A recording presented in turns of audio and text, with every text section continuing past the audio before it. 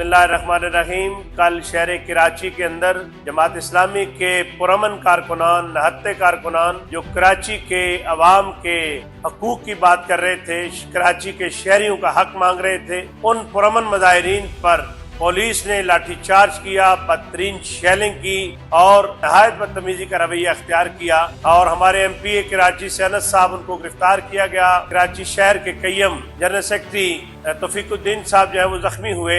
हम सिंध हुकूमत की इस फिस्तायत का, इस जुल्म का, इस जबर का नहत्ते अवाम पर लाठी चार्ज और शेलिंग करने की भरपूर मजम्मत भी करते हैं और उनको खबरदार करते हैं कि जिस आवाज को तुमने जबर से दबाना चाहा है वो आवाज आज पूरे पाकिस्तान के अंदर फैल गई है। हम मुनीम जफर खान साहब को इस बात का यकीन दिलाते हैं कि पूरे पाकिस्तान से लोग कराची के उन कारकुनान के साथ, जमात इस्लामी के रुफका के साथ खड़े हैं। इंशाअल्लाह ये सिंध का मुकदमा, ये कराची के अवाम का मुकदमा हम पूरे पाकिस्तान के अंदर लड़ेंगे। पीपल्स पार्टी की और सिंध हुकूमत की फिस्तायत को हम बेनकाब करेंगे और हम हुक्मरानों को खबरदार करना चाहते हैं कि ये लाठीचार्ज, ये शेलिंग, ये गिरफ्तारियां और ये जेलें हमारा रास्ता नहीं रोक सकती, ना हमारे लिए कोई नई चीज है।